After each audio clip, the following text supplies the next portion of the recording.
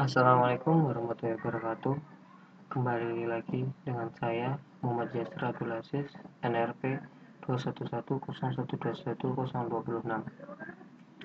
Kali ini kita akan membahas IR atau Identity Relationship Model. Ini adalah pertemuan kedua di basis data, teori basis data. Ya, pasti kalian bertanya-tanya, apa itu ER atau Identity Relationship?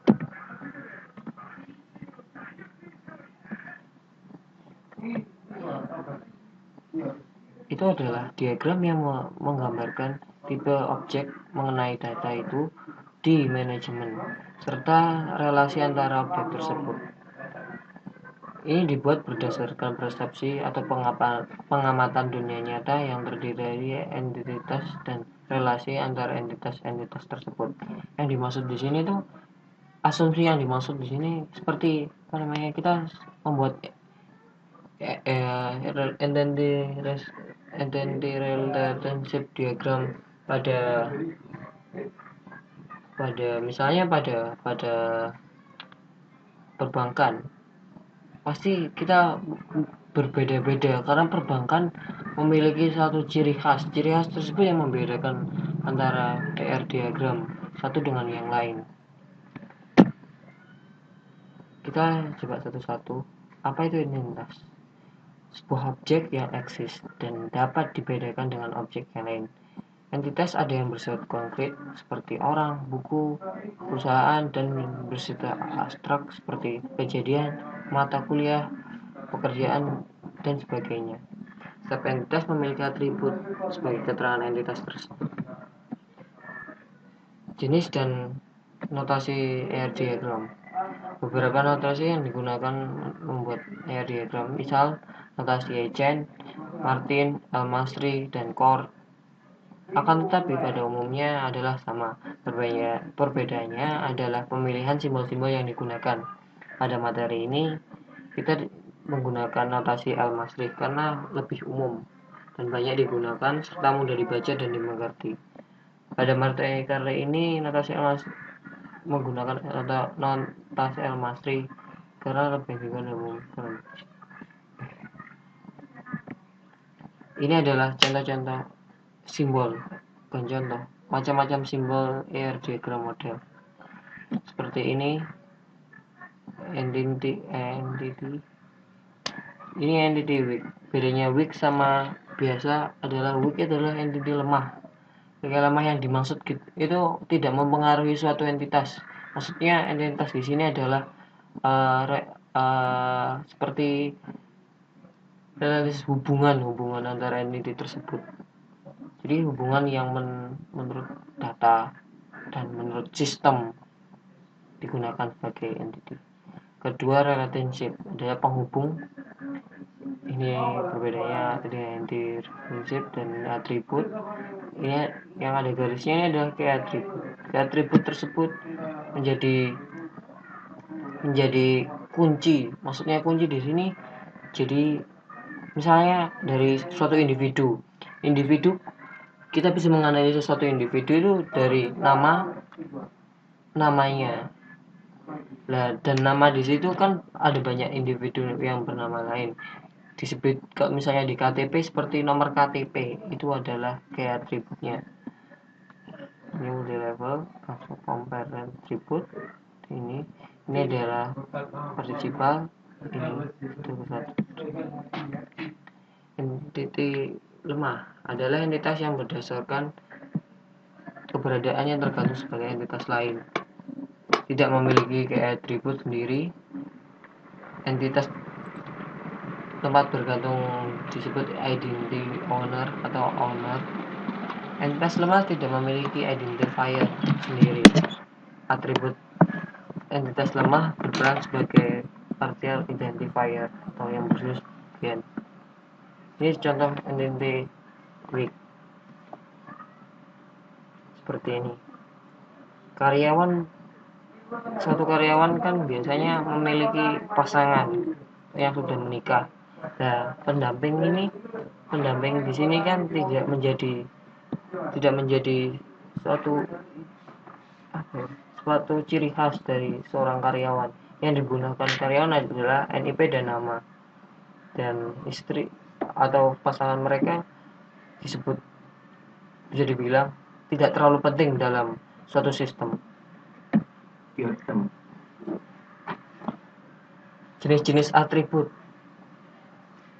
Simple atau autonomic atribut adalah atribut yang tidak dapat dibagi-bagi menjadi atribut yang lebih mendasar. Composite atribut, atribut yang terdiri dari beberapa atribut yang lebih mendasar. Contoh atribut alamat terdiri dari jalan, kota, dan kode pos. Atribut nama terdiri dari first name dan my name, middle name, dan last name pada suatu entitas employee. Single value atribut, atribut yang hanya memiliki satu harga atau nilai. Atribut umur pada pegawai, atribut location pada departemen. Definite atribut adalah atribut yang nilainya dapat diisi atau diturunkan dari penghitungan atau algoritma tertentu. Contoh atribut umur dapat dihitung dari tanggal lahir. Atribut mata kuliah dapat dihitung dari NRP, merupakan kombinasi antara digit, maksudnya lama kuliah, digit tahun tersebut. Misal pada NRP saya 211010126. 211 tersebut merupakan kode departemen saya, dan 12 itu adalah tahun saya. Atribut indeks prestasi dapat dihitung dari nilai yang diperoleh mahasiswa, seperti ini.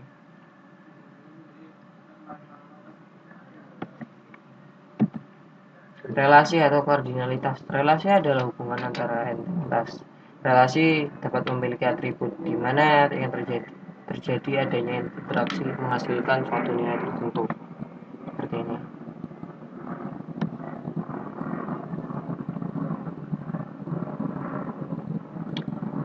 Atribut nilai ini tidak bisa dimiliki di mahasiswa, karena jika mahasiswa atribut nilai di sini terdapat pada inti mahasiswa akan mendapatkan nilai yang sama per mata kuliah.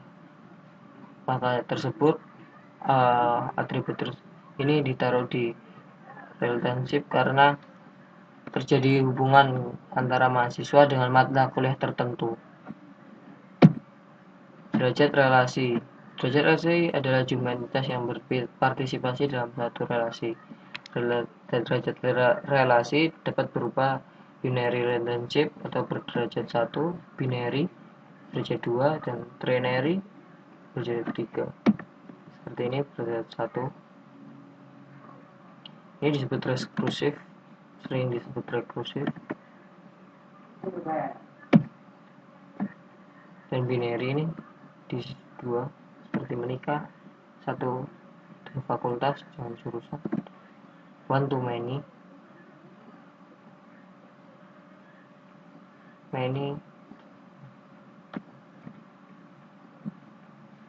relationship ini keluarga. Rasio kardinalitas seperti ini, ada 3, one to one, many to many, dan one. Pada dasarnya ini adalah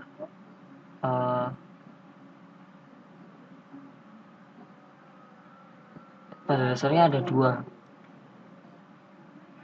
Many to many bisa disebut tidak ada karena banyak ke banyak, sedangkan seseorang membutuhkan, kalau dilihat dari sudut pandang seseorang, maksudnya pengguna, pasti pengguna itu menganggapnya one to many, bukan many to many.